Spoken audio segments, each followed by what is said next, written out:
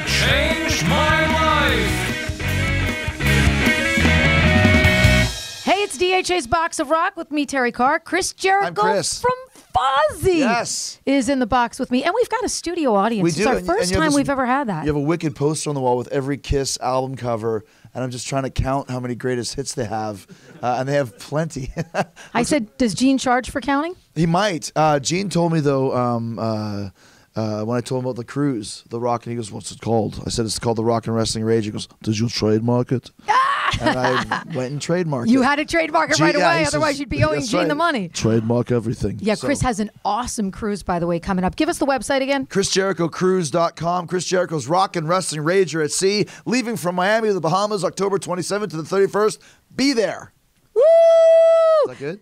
Fabulous. I've got the spiel down pat right And it's now. going to be so much It's gonna fun. be a blast, yeah. So I want to talk to you first. We'll quickly touch on the record. Congratulations on Judas. Thank you. Yeah. Such a success Yeah. for the Fozzy band. This has been an incredible experience for you. Talk to me a little bit about what it feels like to have a ginormous rock hit record.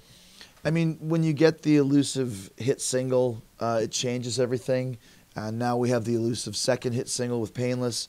So you could just see the whole vibe change, the perception of the band, the buzz about the band. You know, the sellouts that we have that we've never done before. I mean, this tour we sold out Los Angeles, New York, Tremendous. Las Vegas, Tremendous. Detroit, Dayton, Philly. I mean, across the country, we have this huge surge in popularity. So it's a great feeling. We've worked hard and we're ready. And that's the important thing. When you finally get the success, you have to be ready to take it and invest and continue to grow that success as you go. So that's what we're doing. And it feels good, as you said earlier, which was funny. Feels good. 17-year overnight sensation. That's right, exactly. Congratulations. So I've often wanted to ask you about the songs that changed your life. I hear so much in Fozzy records. You know, generally I know you're a metal guy. You're a metal encyclopedia. You know a lot about metal music. You're a huge fan. I hear 70s. I hear 80s. I hear a little bit of 90s. I hear some music of today. Give me, I know 3 is tough. Give me 3 songs that changed your life.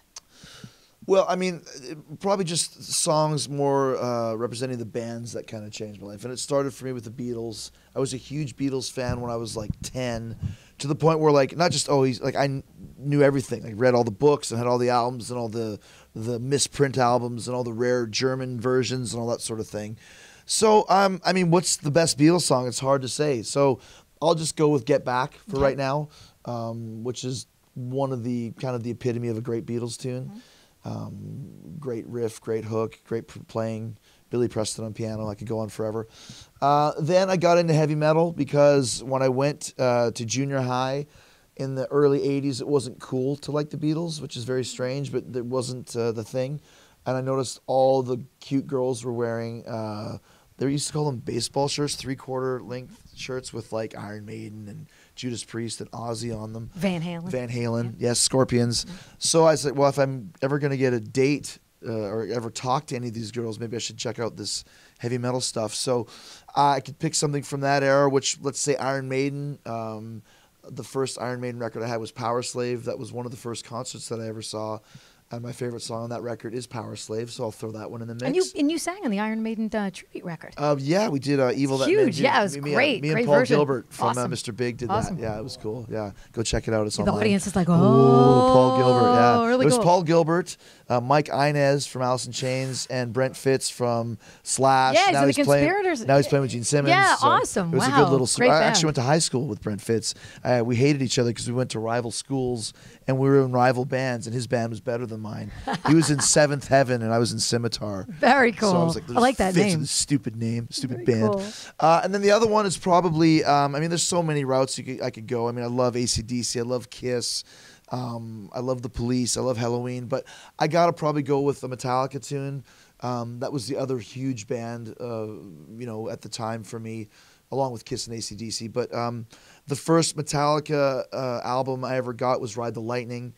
There used to be like this heavy metal Yoda figure called Brad Hadubiak, who used to hang out on the street corner and he wore the Canadian tuxedo of jean jacket and jeans and Malcolm Young registered haircut with bangs here, here, and here. And really bad zits, but he knew everything about heavy metal. He was like, for whatever reason, he had all the underground fanzines and stuff. And he was like, you would go almost to him and say, "What should we check out?" And he would say, "You got to check out this band and that band." And then one day he's like, "You have to check out Metallica." "What's Metallica?" "Just go check it out." Well, Brad and Dubiak said to check it out. So I remember Ride the Lightning, the album cover with the blue, very stunning. It pops. And then I remember I was on the bus coming home with my friend. He goes, "What's that? Metallica?" "What is Metallica?" I'm like, "It's Metallica." He goes, "What does that mean?" I said, "I don't know." And that's the thing, like with Fozzy, you think that's kind of a strange name. Metallica, terrible name at first. But now, of course, it's Metallica. But at the time, you're like, this doesn't mean anything. So go home, giant stereo that my parents had back in the day. A stereo was a piece of furniture. And it had a big lid, and you had to prop it up like a car hood. And so you guys remember that? Have it. You got to be like 35 or older to even know what this is. And then I put the album on.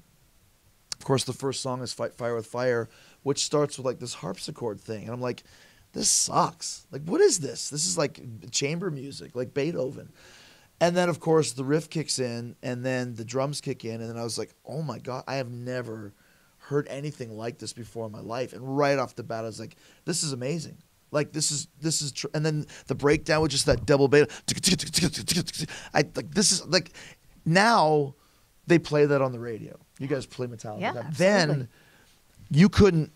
Underground. It was all underground. Yeah, it was all, you never heard Metallica anywhere. And if you put it on, people go, "What? This is like the fastest thing I've ever heard. This sucks," or "This is terrible." In the days of Duran Duran, Metallica was not devil music, critically acclaimed. Yeah, right. But to me, right off the bat, and also the other thing was, then I went back and got Kill 'Em All, and looking at them on the back, like they got like zits, bad hair, teenage mustache. Lars has a brutal teenage mustache, and I was like, these guys look like me.